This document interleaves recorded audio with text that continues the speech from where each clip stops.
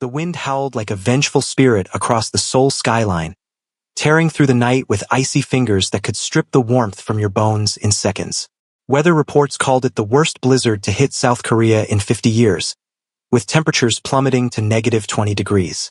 The kind of cold that doesn't just bite, it devours. But inside the sprawling mansion of Song Min-ho, patriarch of the infamous Song family syndicate, the air was thick with heat, laughter, and the pungent aroma of power. The Lunar New Year celebration was in full swing, crystal glasses clinking as Korea's business elite, and those who operated in the shadows behind them paid homage to the man who controlled half of Seoul's underground economy. Min-ho sat at the head of the banquet table, his weathered face revealing nothing, obsidian eyes observing his guests with the detachment of a predator assessing prey.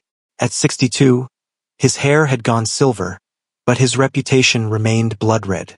They called him the Granite Hand, not because he was brutal, though he could be, but because once he decided to hold something, neither God nor government could pry it loose.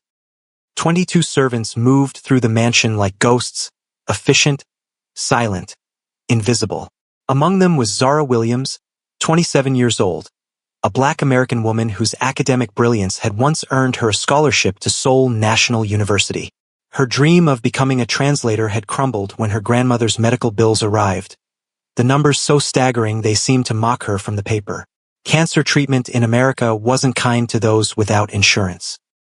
1 year ago, desperate and with nowhere else to turn, she'd accepted the position in the Song household. Zara moved between the guests, refilling soju glasses, keeping her eyes lowered, her face neutral. She had learned quickly that in this house, to be noticed was dangerous. Especially by Soo-min, Min-ho's daughter-in-law, a woman sculpted from privilege and cruelty. You, Soo-min's voice cut through the din of conversation, sharp as a blade against silk. The American. Zara froze, crystal decanter poised mid-pour.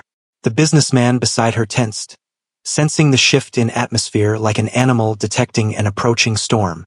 Zara turned slowly toward the voice, bowing her head in deference. Yes, Madam Soo-min? Soo-min stood by the massive bay windows, draped in a crimson hanbok that cost more than Zara would earn in 3 years. Her face was a porcelain mask of contempt, red lips curved in what only the generous would call a smile. My jade pin is missing, Soo-min announced, voice rising just enough to draw attention from nearby guests. The ancestral pin that has been in the Song family for 5 generations. The one I was wearing earlier. Zara's stomach dropped. She knew the pin, a priceless jade dragon, small enough to fit in a palm but worth enough to buy a house. She also knew she hadn't touched it. I can help search for it inside, madam, Zara offered, her Korean perfectly accented after years of study. Soo-min's laugh was like glass breaking. No need to search inside.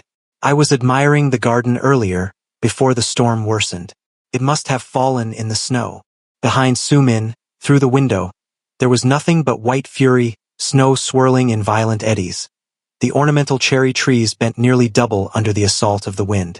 The temperature display on the smart home panel read -17 degrees Celsius. Madam, perhaps we should wait until morning, Zara suggested, her voice careful, measured. The groundskeeper could. Are you refusing a direct order? Soo-min's voice dropped to a whisper, but the room seemed to still around them. That pin is worth more than your miserable life. More than your grandmother's life too, I imagine. The threat wasn't subtle. In her first month, Zara had witnessed a driver beaten unconscious for being 5 minutes late. She had cleaned the blood from the marble floor herself. Mrs. Park, the housekeeper who had sold her humanity to the Songs years ago, materialized at Soo-min's side. I'll find her a coat, she murmured, but Soo-min raised a manicured hand. No need. She won't be out long if she searches properly. Besides, her eyes slid over Zara's uniform with disdain. Foreigners are accustomed to hardship, aren't they? The statement hung in the air, its racism naked and unashamed. Several guests looked away uncomfortably. None spoke up. Mrs. Park unlocked the heavy glass door leading to the terrace. The moment it opened, the storm invaded, a blast of Arctic air that sucked the warmth from the room in an instant. Snow swirled across imported marble tiles. Go, Sumin commanded. "And don't come back without it." Zara stepped through the doorway in her thin black uniform dress, cotton stockings, and simple flats. The cold hit her like a physical blow, driving the air from her lungs. Before she could turn back, the door slammed behind her. Click. The lock engaged. Through the glass, she saw Sumin smile, turn away, and gesture for a waiter to bring another drink. Mrs. Park drew the heavy curtains closed, erasing Zara from sight. The snow was already knee-deep on the terrace, the wind whipping it into drifts against the stone balustrade. Zara wrapped her arms around herself, her body already beginning to tremble violently. "Focus," she whispered to herself, her words torn away by the wind. "Just find it. Find it and they'll let you back in." She dropped to her knees, plunging her bare hands into the snow. The pain was immediate and shocking, like plunging into boiling water instead of ice. Her fingers, then her hands, then her wrists went numb within seconds. She crawled forward, sweeping her arms through the mounting drifts, searching for something she knew wasn't there. 5 minutes passed, then 10. Her movements grew sluggish, her thoughts cloudy. The cold wasn't just on her skin anymore. It had seeped into her blood, her bones, her soul. Her grandmother's face floated before her eyes, warm brown skin, silver hair, the smile that had raised her after her parents died. The thought that she might never see that smile again drove her back to the door. She pounded weakly on the glass, but her hands were too numb to feel the impact. She screamed, but the howling wind swallowed the sound. Through a gap in the curtains, she could see the party continuing, crystal glasses raised in toast, laughter, warmth. No one was coming. No one was looking. Sumin didn't want the pin. Sumin wanted her gone. The realization settled over Zara with the same finality as the snow accumulating on her shoulders. This wasn't punishment. It was execution. She slumped against the stone railing, the fight draining from her body as quickly as the warmth. The strange, seductive drowsiness of late-stage hypothermia began to cloud her mind. It would be so easy to just close her eyes, to drift away on this white bed that no longer felt cold. If you've ever felt abandoned in your darkest hour, hit that like button, subscribe to our channel, and comment your thoughts below. Keep watching to see what happens when true honor meets cruel injustice in the freezing Korean winter. Inside the mansion, oblivious to the life slipping away just outside its walls, the celebration reached its crescendo. Minho had just completed the traditional ancestral ceremony, bowing before the family shrine that traced the Song lineage back through centuries of warriors, merchants, and finally, modern-day gangsters, though they preferred the term businessmen. "Where is the new girl?" Minho asked suddenly, his deep voice cutting through the conversations around him. "The American. I don't see her."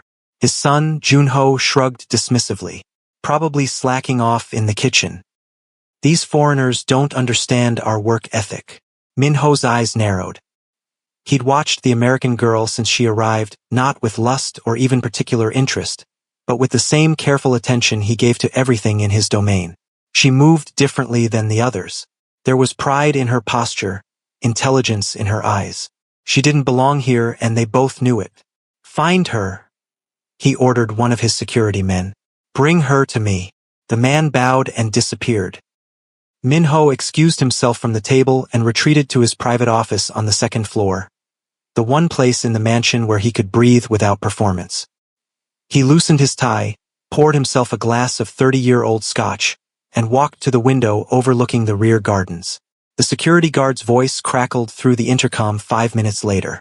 "Sir, we cannot locate the American maid. Mrs. Park says Madame Sumin sent her outside to search for something." "Outside?" Minho's voice was dangerously soft. "In this storm?" "Yes, sir.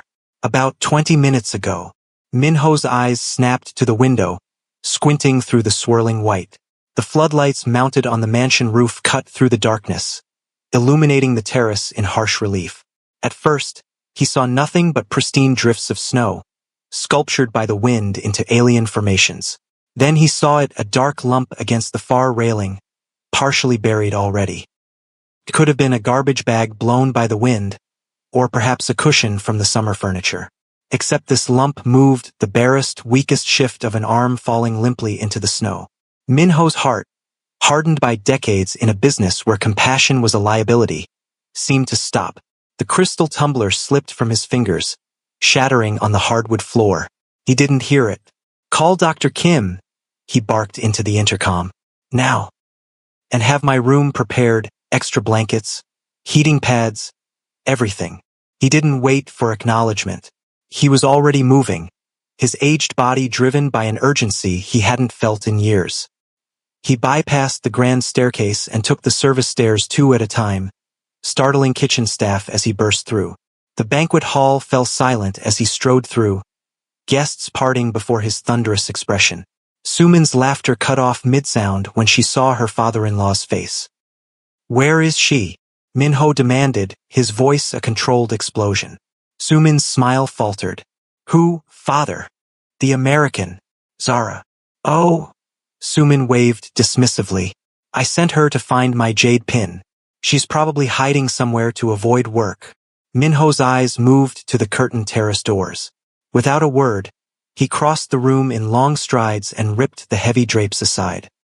Through the frosted glass, the terrace was barely visible now, the snow having built up against the door like a white wall. He grabbed the handle. Locked. The entire room watched, breaths held.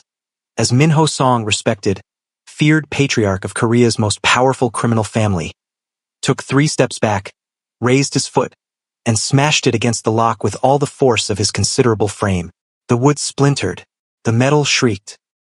The double doors flew open, banging against the interior walls with enough violence to make the crystal chandelier shudder. Wind and snow exploded into the room, extinguishing candles and sending napkins fluttering like startled birds. Minho didn't hesitate. He plunged into the storm, the bitter cold slicing through his expensive suit as if it were paper. He trudged through knee-deep snow, following the dark shape that was nearly invisible now beneath the fresh powder. When he reached her, his heart constricted. Zara lay curled in a fetal position, her black uniform dusted with white, her dark skin ashen with cold. Her eyes were closed, lips blue, lashes crusted with ice crystals. "Zara," he growled, dropping to his knees beside her. "Zara, open your eyes." She didn't respond. Minho pressed trembling fingers against her throat, searching for a pulse. It was there, weak, thready, but present. A fighter's pulse.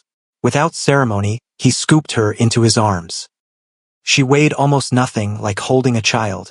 Her head rolled against his shoulder, ice-cold cheek pressing against his neck. Her body was rigid, muscles locked by cold and fear. "I've got you," he whispered fiercely. Words he hadn't spoken to another human being in decades. "Hold on." He turned back toward the house, cradling her against his chest to shield her from the wind. Through the shattered doorway, he could see his guests staring in shock. Sumin stood frozen, her face a mask of disbelief. His son looked embarrassed, already calculating the social damage. Not one of them had moved to help. Minho carried Zara through the doorway, his face carved from granite, eyes burning with a rage so pure it seemed to elevate the temperature of the room. Snow melted on the marble floors around his feet. Water dripped from his silver hair, from the hem of his ruined suit, from Zara's limp hand dangling over his arm. "Move," he commanded, and the crowd parted like water before a blade. As he passed Sumin, he paused. In 20 years of marriage to his son, he had never once raised his voice to her. She was the mother of his grandchildren. She was family. "If she dies," he said, his voice soft enough that only she could hear, "there won't be enough money in all of Korea to buy you a grave deep enough to hide in." He continued past her, leaving Sumin white-faced and trembling. He carried Zara up the grand staircase, past curious staff and security personnel, to the wing of the mansion reserved exclusively for family, to his own quarters. His personal physician was already waiting, an elderly man who had treated 3 generations of Songs and knew better than to ask questions about gunshot wounds or suspicious bruises. Dr. Kim's eyes widened when he saw who Minho was carrying. "Hypothermia," Minho said, laying Zara gently on his bed. "Severe." She was outside for at least 30 minutes. Dr. Kim moved efficiently, checking vitals, barking orders to the hovering staff. "We need to warm her slowly. Get these wet clothes off. Heating blankets on low. Warm saline 4. Minho didn't leave. He stood like a statue at the foot of the bed, watching as maids cut away Zara's frozen uniform. When her arms were exposed, he saw the bruises, yellowish-green on her upper arms, the distinct shape of fingerprints. Old bruises, not from today. Who did this to her? He asked, his voice deadly quiet. The maids exchanged nervous glances. No one spoke.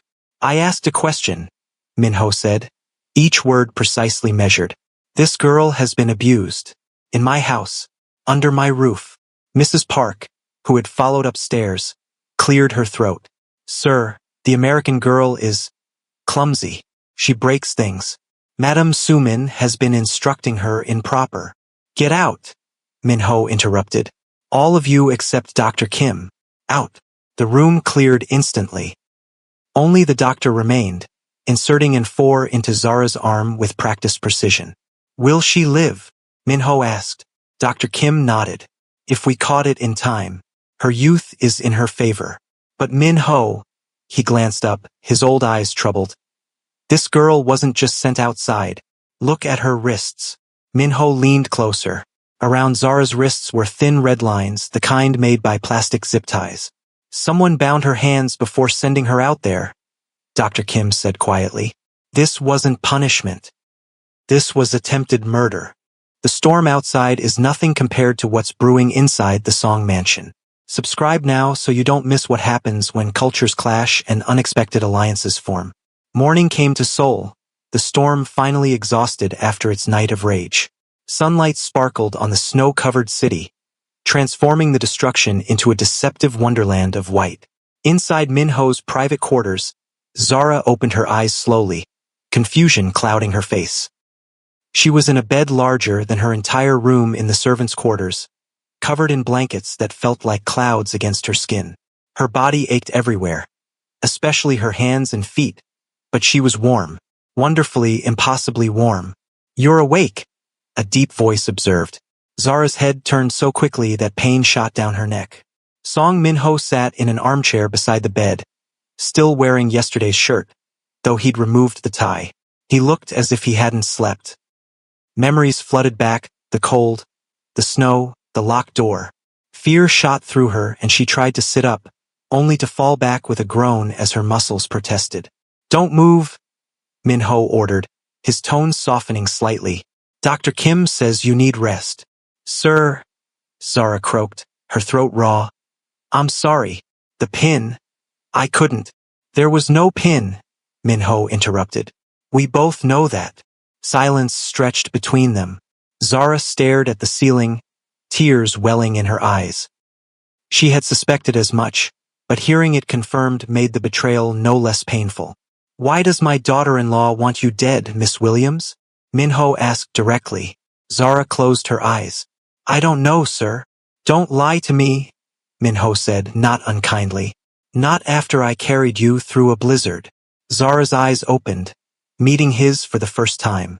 In the year she'd worked in his house, she'd never dared to look directly at Song Minho. Now, she saw not just the fearsome crime lord, but an old man with tired eyes and deeply etched worry lines. 3 weeks ago, Zara began hesitantly.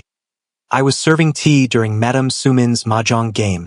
Her friend, Mrs. Choi, mentioned that her husband was investing heavily in a development project in Busan. Madame Sumin said the investment was safe because you had taken care of the environmental inspection. Minho's face remained impassive. And I speak Korean, sir. Not just polite phrases for service, but fluently. Madame Sumin assumed I couldn't understand. When she realized I had, she's been watching me ever since. Minho nodded slowly. That explains the surveillance, but not the murder attempt. Zara hesitated again.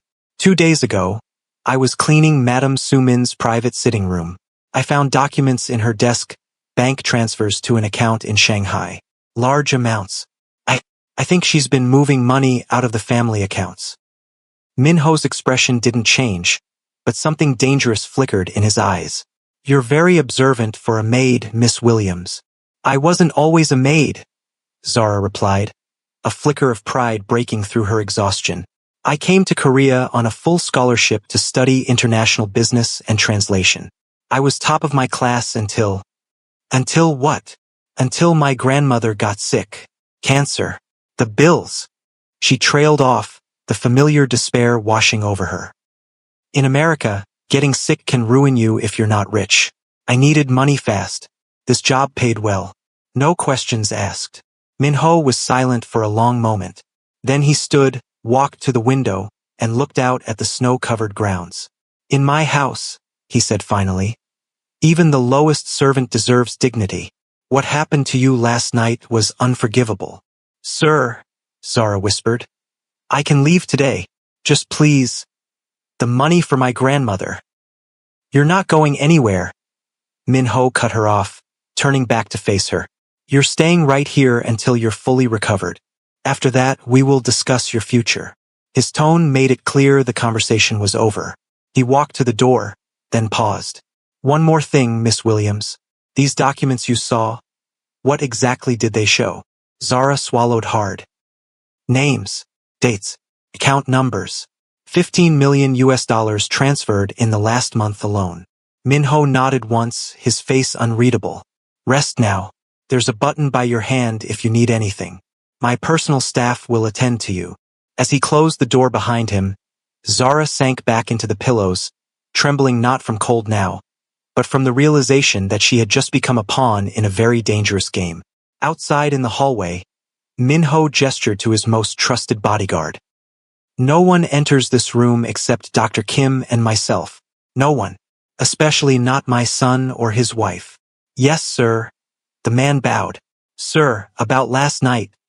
The guests have all been generously compensated for the disruption, Min-ho finished, and reminded of the consequences of loose tongues.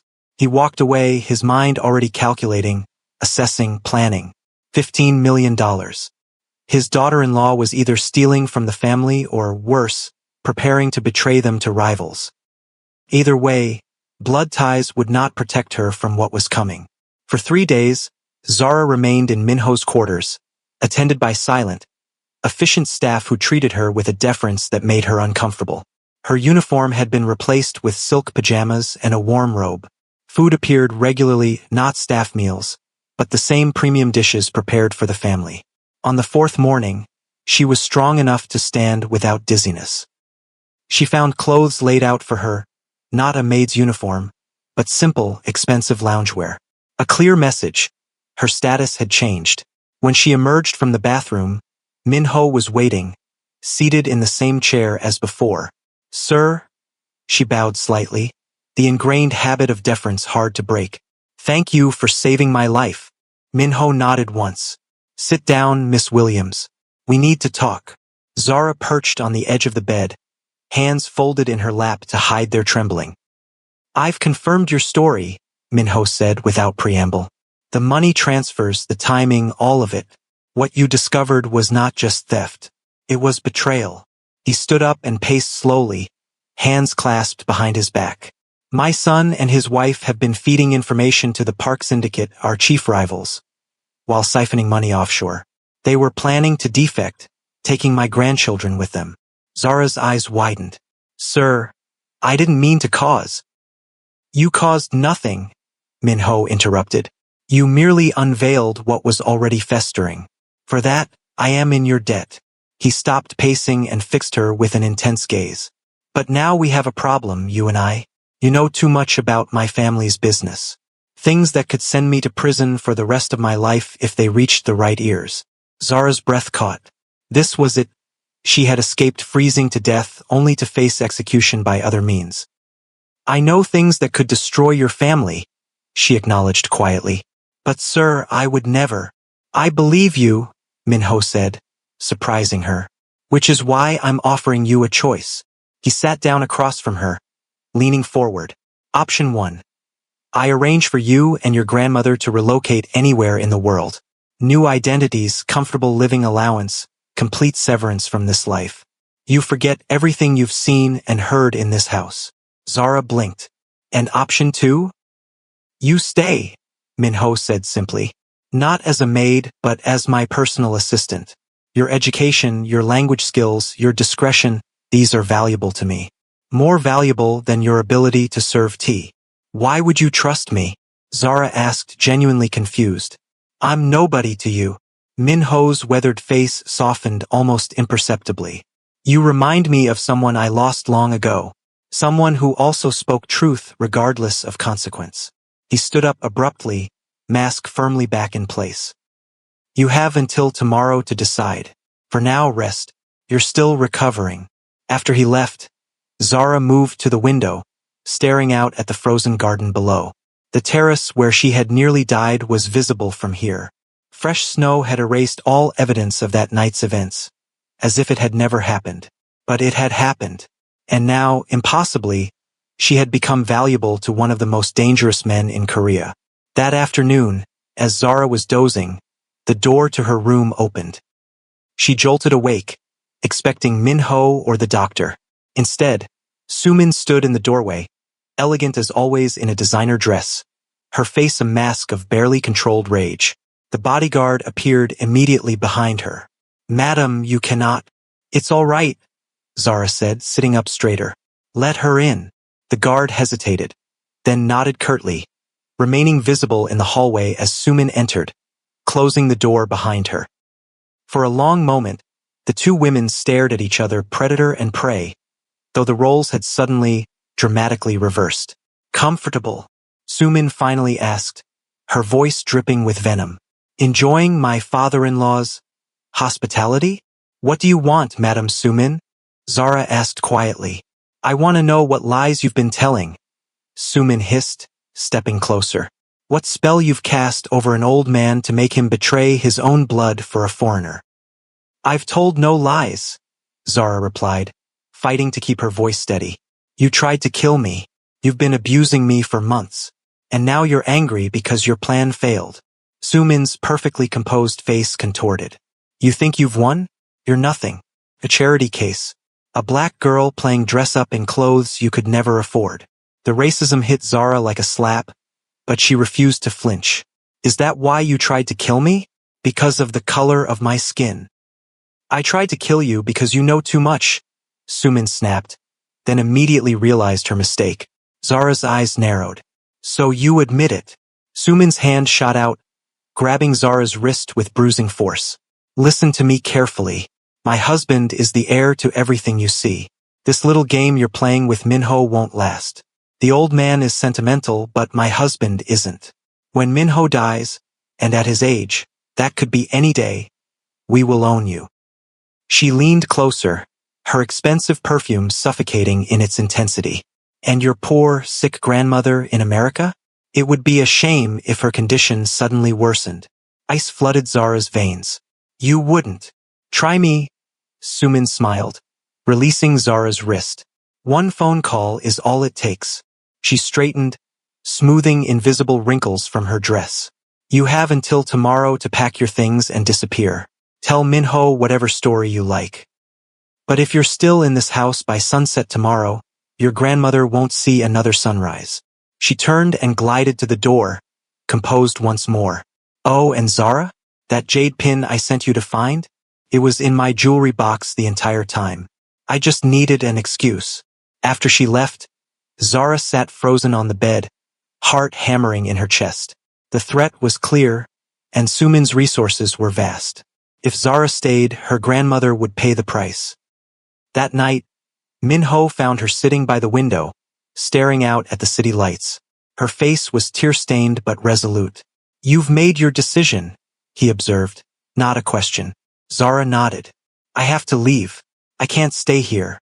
Minho studied her, his dark eyes missing nothing. Something changed. Someone spoke to you. Zara looked down at her hands. It doesn't matter. This was never my world, Mr. Song. I don't belong here. Because you're black? Because you're American? Minho asked bluntly. Or because my daughter-in-law threatened your grandmother? Zara's head snapped up, eyes wide. How did you? My security cameras record audio as well as video, Minho said simply. I know exactly what was said in this room earlier today. He sat down across from her, his movements deliberate and controlled. In Korea, we have a saying, a true leader protects all under their roof. You are under my roof, Miss Williams. You and your grandmother both, whether she knows it or not. What are you saying? Zara whispered. I'm saying that as we speak. 2 of my most trusted men are escorting your grandmother from her apartment in Chicago to a private medical facility in Seoul. One that specializes in advanced cancer treatments not yet available in America. Zara gasped, hands flying to her mouth. You can't just... That's kidnapping. Minho's mouth twitched in what might have been amusement. They showed her pictures of you, explained the situation. She packed her own bag and asked if they could stop for fried chicken on the way to the airport. Apparently, she's always wanted to see Korea. Tears welled in Zara's eyes. Why would you do this for me? Not for you, Minho corrected. For myself. I'm an old man, Miss Williams. I've spent decades building an empire on blood and fear. Before I die, perhaps I can build something on loyalty and truth instead. He stood up, straightening his impeccable suit. Now, about that job offer. Your duties would include translation, business correspondence, and occasionally accompanying me to meetings where having an American associate might be advantageous. The salary is 10 times what you earned as a maid, plus full medical coverage for both you and your grandmother for life. He walked to the door, then paused. One more thing. Tomorrow morning, I'm holding a family meeting in the ancestral hall. I would like you to attend. Sir, Zara protested. Your son and Sumin will be there, Minho finished for her, along with my other children, their spouses, and my most trusted lieutenants. It is time to clean house, Miss Williams, and you will be my witness. The ancestral hall of the Song Mansion was a testament to Korea's complex relationship with its past. Traditional wooden panels lined the walls, adorned with calligraphy scrolls and ancestral tablets. But the space was also modernized, climate-controlled, with subtle recessed lighting that highlighted the ancient artifacts displayed in custom glass cases. Zara sat quietly to Minho's right, feeling the hostile stares of Junho and Sumin from across the low table. Minho's other children, 2 daughters and a younger son, watched with curious expressions, while various high-ranking members of the organization lined the walls, their faces impassive. Minho sat cross-legged at the head of the table, back straight despite his age, emanating authority without effort. He began by lighting incense before the ancestral tablets, bowing deeply 3 times in the traditional manner. Then he straightened and surveyed the room, his gaze finally settling on his eldest son. Junho, he said, his voice carrying easily in the hushed space. When I die, which of my businesses will you sell first? The question, seemingly from nowhere, caused Junho to blink in confusion. Father, I don't understand. It's a simple question, Minho continued. The shipping company? The construction firms? Or perhaps the nightclubs? Which piece of what I've built over 50 years will you dismantle first? Junho shifted uncomfortably. I would never dismantle what you've built, Father. Your legacy is sacred to me. Sacred? Minho repeated, the word hanging in the air like smoke. An interesting choice of words from a man who has been systematically betraying that legacy for the past year. The room went deathly still. Even the bodyguards seemed to hold their breath. Minho reached into his jacket and removed a thin folder, placing it precisely on the table before him. $15 million, transferred to accounts in Shanghai. Information on our shipping operations sold to the Park Syndicate. And plans, detailed plans, to take my grandchildren and flee to Singapore once I was dead. He opened the folder, removing photographs and documents, laying them out one by one like tiles in a grim game. Did you think I wouldn't find out? Did you think I had grown so old, so weak, that you could steal from me with impunity? Junho's face had gone ashen. Beside him, Sumin sat rigidly, her eyes fixed on the table. Father, Junho began, these are misunderstandings. Business arrangements that... Silence, Minho commanded, not raising his voice but filling it with such authority that Junho physically recoiled. You disgrace yourself further with lies. He turned his attention to his daughter-in-law. And you, Sumin, not content with theft and betrayal, you attempted murder under my roof. A woman who served our family loyally, who did nothing but witness your crimes, you sentenced to death in the snow. Sumin's composure cracked. She's just a servant, a foreign nobody. How can you choose her over your own family? Minho's eyes flashed with rage. You dishonor everything our ancestors built. True power comes from compassion, not cruelty. You never understood that. You saw only money and status, never the responsibility that comes with our position. He stood slowly, and everyone in the room rose with him, everyone except Junho and Sumin, who remained frozen in their seats. I have made my decision, Minho announced. Junho and Sumin are hereby expelled from the Song family.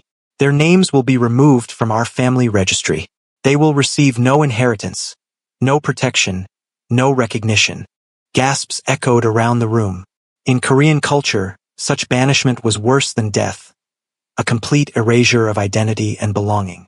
Father, please, Junho begged, finally finding his voice. Our children. Your children will remain here, Minho stated firmly. They are innocent of your crimes. They will be raised by their aunt, my second daughter, who has always shown the family honor you lack. He turned to the stunned group of business associates. As of today, my youngest son, Tae-woo, will assume the position of heir to our family enterprises. Anyone who objects may leave now, with their severance pay and without repercussions. No one moved. Minho nodded, satisfied. Then he did something that shocked the room even further. He placed his hand on Zara's shoulder. This woman, Zara Williams, will serve as my personal advisor and cultural liaison going forward. She will have full access to our legitimate business operations and will report directly to me. Any disrespect shown to her will be considered disrespect to me. Zara sat perfectly still, overwhelmed by the implications of his words. From servant to advisor in less than a week. It was unthinkable. Minho turned back to his disgraced son and daughter-in-law. You have 1 hour to collect your personal belongings. Nothing else. When you leave this house, you are dead to us. If you attempt contact with your children or any member of this family, if you speak a word about our business to anyone, your actual deaths will follow swiftly. He looked around the room once more. This meeting is concluded. May our ancestors forgive the shame brought upon our name and guide us toward redemption. As everyone filed out, Sumin caught Zara's eye across the table. The hatred there was pure, undiluted. A promise of vengeance that sent chills down Zara's spine despite everything. But something else had changed too. For the first time since arriving in the Song household, Zara walked with her head high, her back straight, meeting the curious glances of staff and family members without lowering her eyes. She had survived the snow. She would survive this too. From freezing in the snow to honored family member, Zara's journey shows that dignity knows no borders and true respect transcends culture. If this story touched your heart, let us know in the comments what sacrifice you would make for someone in need. Like and subscribe for more powerful tales of unexpected honor in our divided world. 1 year later, Seoul was transformed once again by winter, but this time Zara Williams stood warm inside the Song mansion, dressed in a stunning modern hanbok of midnight blue silk, watching snowflakes dance outside windows that would never again be locked against her. The Lunar New Year celebration was in full swing, but different from the year before. The guest list had been culled, fewer politicians, more artists and educators. The traditional ceremonies remained, but Minho had insisted on integrating elements that reflected Zara's heritage as well, soul food alongside Korean delicacies, jazz playing softly beneath traditional Gaejeum music. In the corner, her grandmother sat regally in a comfortable chair, holding court with Minho's grandchildren, teaching them English phrases that made them giggle. The advanced treatment had worked wonders, not a cure, but precious time gained. Her gray hair was styled in an elegant updo adorned with traditional Korean ornaments, a gift from Minho's youngest daughter. Quite a difference from last year. Minho's voice came from behind her. Zara turned, smiling. The past 12 months had changed him too. He still commanded respect, still ran his businesses with an iron hand, but there was a softness around his eyes now, a lightness in his movements that spoke of burdens set down. I was just thinking the same thing, Zara replied. Although I spent most of last year's party trying not to be noticed. And now you're impossible not to notice, Minho observed, nodding towards several young businessmen who kept glancing in her direction. My son Tae-woo tells me you've revolutionized our international operations. The European contracts alone have doubled our legitimate revenue. I just applied what I learned in school, Zara said modestly. Clean business is actually more profitable in the long run. Minho nodded thoughtfully. A lesson it took me too long to learn. They stood in comfortable silence, watching the celebration unfold around them. Minho's family, what remained of it, had accepted Zara with varying degrees of enthusiasm. The younger generations embraced her, fascinated by her stories of America. The older ones were more reserved, but respectful after witnessing Minho's unwavering support. Have you heard from them? Zara asked quietly, not needing to specify who. Minho's face hardened slightly. Junho is working for a shipping company in Busan, a minor position. Sumin returned to her family in Daegu. They divorced 6 months ago. Zara nodded, unsurprised. Without power and status to bind them, there had been little substance to their relationship. I have something for you, Minho said, changing the subject. He reached into his pocket and withdrew a small silk pouch. A token of appreciation for your loyalty this past year.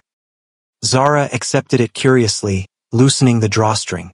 Inside was a jade pin, a dragon with ruby eyes, small enough to fit in her palm but clearly ancient and valuable. Her breath caught. Sir, this is the ancestral pin, Minho confirmed. The one Sumin claimed to have lost that night. I can't accept this, Zara protested. It belongs in your family. You are family now, Minho said simply. Not by blood, but by choice. Sometimes the strongest bonds are forged in the coldest circumstances. Tears pricked Zara's eyes as she carefully pinned the dragon to her hanbok. The weight of it against her chest felt right, somehow a reminder of how far she had come, how much she had survived. In America, she said softly, we have a saying, family isn't always blood. It means that true family is built on loyalty and love, not merely shared ancestry. Minho finished for her. We have a similar saying in Korea. He glanced toward her grandmother, who was now teaching his youngest granddaughter to braid hair. Some find family in blood, others find it in the storm. Zara smiled, understanding the deeper meaning behind his words. They had both been caught in storms, hers of poverty and desperation, his of betrayal and disillusionment. And somehow, against all odds, they had found shelter in each other. Outside, snow continued to fall on Seoul, covering the city in a clean white blanket that hid the grime and struggle beneath. But inside the Song mansion, warmth prevailed, not just physical warmth, but the deeper warmth of belonging, of purpose, of redemption. Zara Williams, once nearly frozen to death on this very property, raised her glass in a silent toast to second chances and unexpected families, to survival against impossible odds, and to the strange, winding path that had led her from the brink of death to a place at the right hand of the most powerful man in Seoul. A year ago, she had been expendable. Now she was irreplaceable. A year ago, she had been alone. Now she was family. The storm had nearly destroyed her. Instead, it had set her free.